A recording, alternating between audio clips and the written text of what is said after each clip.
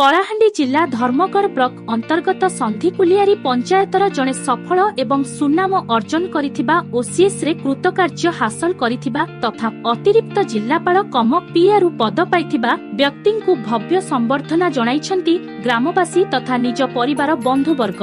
से हेउछंती संधिकुलियारी ग्रामर श्रीजुक्त शंभु प्रसाद नायक, पिता लवणी कुमार नायक, माता श्रीमती पद्मावती नायक। श्री शंभु प्रसादଙ୍କ शिक्षार प्रारंभ सरस्वती शिशु मंदिर धर्मगढ़ +2 जुपिटर भुवनेश्वर +3 ऑटोनोमस भवानीपाटना शिक्षा लाभ करथिले।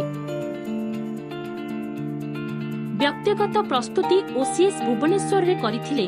उक्त भव्य स्वागत सभारे श्रीजुक्त तरुण कुमार बाग अवसर प्राप्त प्रधान शिक्षकଙ୍କ सभापतित्व करिथिले। तत सहित शिक्षक व्यासदेव साहू, बैंक मैनेजर गजानन बाग, किराणी मंटू पात्र, सीआरसी पद्मलोचन नायक, अजाम्बर नाग तथा ग्रामर अनेक मान्यगुण्य व्यक्ति शंभु प्रसाद को संबर्धना देइथिले, जहा संधिकुलियारी ग्राम रे एक प्रकार खुशीर लहरी खेली उठिथिला। कलाहांडी ठारू जयराम छत्रियांक रिपोर्ट, ग्रामीण एक्सप्रेस लाइव।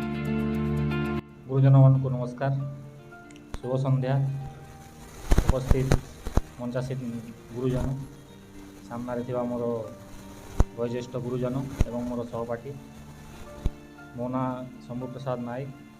चलित वर्ष ओडिशा प्रशासनिक सेवा 2022 एग्जाम कृतकार्य होइछि एवं मोर आसंताकाली जॉइनिंग अच्छी Nuapada district collectorate as a TRO और एडिशनल कलेक्टर।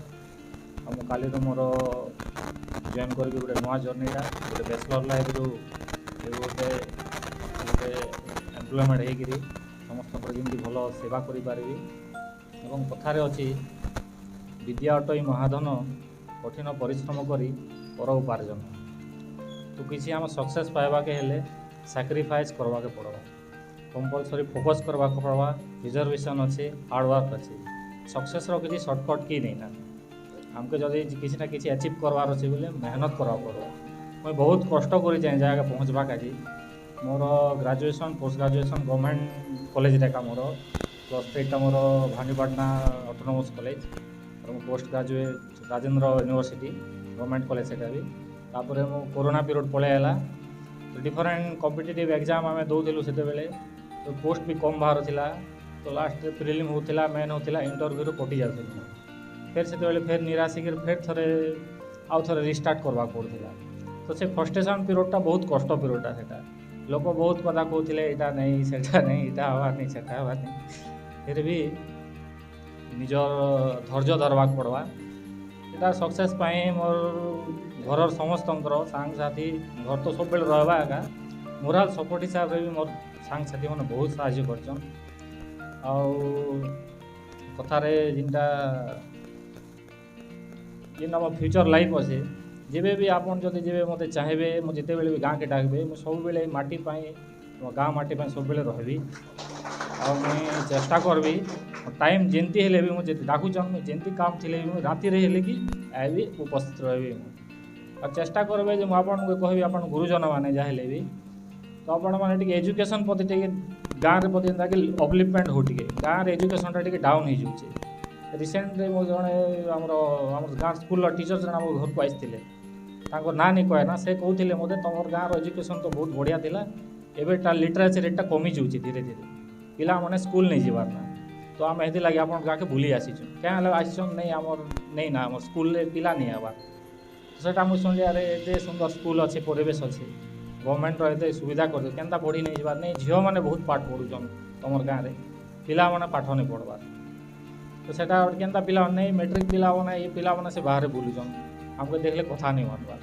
तो से प्रति आप ध्यान दियन जेनता कि गाँव पिला माने मोर इंस्पायर होकर जेनता कि आर टिके बढ़न सब पाठ पढ़ा। गाँव में गोटे मिनी लाइब्रेरी कले टी सुविधा है, गाँव में मिनी लाइब्रेरी कले पिला माने पढ़ी पारते और गोटे मिनी स्कॉलरशिप गोटे आम चाहे मिनी स्कॉलरशिप गोटे करन विलेज स्कॉलरशिप जेनता कि एजुकेशन काजे फ्यूचर एजुकेशन काजे मैट्रिक पर 7 पर पिला छाड़ी दौन पाठ।